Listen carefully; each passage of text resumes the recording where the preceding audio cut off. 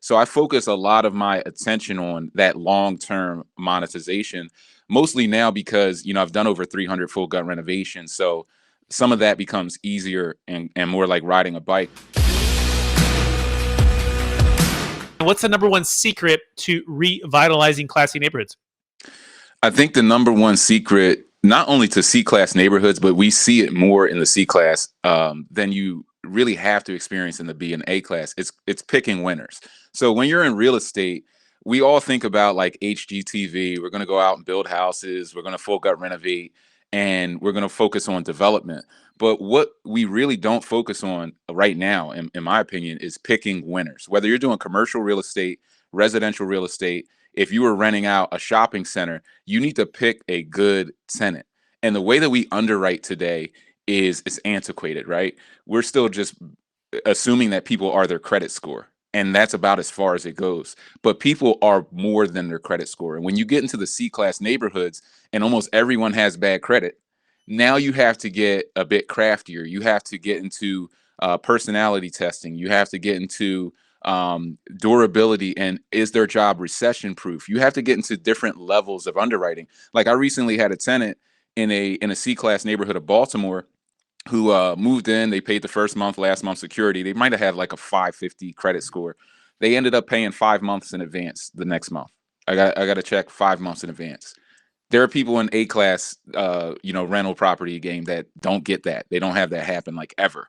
So the question becomes, well, how do I pick people like that? So I focus a lot of my attention on that long-term monetization, mostly now because, I've done over 300 full gut renovations. So some of that becomes easier and more like riding a bike. But the ability to pick winners is so important when you're in the C-class neighborhood. You have to learn how to underwrite. You have to learn how to pick good people who will pay on time and over the duration of, recessions and the different things that, our country faces. Perfect. So picking winners, making sure that, and the winners being the tenants, right? And making sure you're understanding Definitely. the full story, right? And beyond just the credit score, the job durability, your personality test, get even more detailed and more intimate with your tenants. Is that a fair summary? Yeah, that's a fair summary. And I think that's, the most important.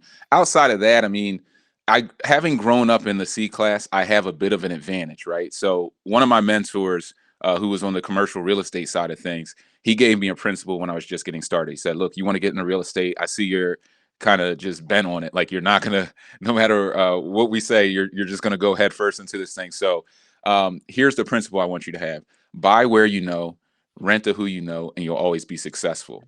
And what I took that to mean was buy in neighborhoods that are familiar to you. They could either be the exact one, like your backyard where you grew up, or a neighborhood that's similar to that has characteristics of that.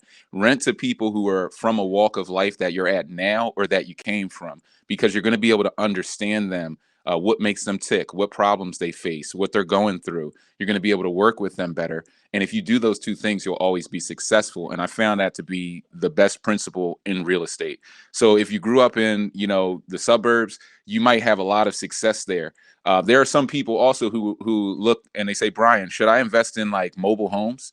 And I say, well, what do you know about mobile homes or the people, the clientele of mobile homes? Do you know anything about that walk of life? And if you don't, you're going to have a very tough time managing that asset unless you get the proper mentorship from somebody who is familiar and who has walked that path and can understand what makes those types of tenants tick. So it's really just finding your pocket and then going to it. And when it comes to C-class, I'm somebody who's going to Columbia University, who's managed money for millionaires, and who has that acumen to deal, with the lenders and get on the phone and negotiate different contracts and do all of those things. But also I can get, down into these neighborhoods and really turn them around as well.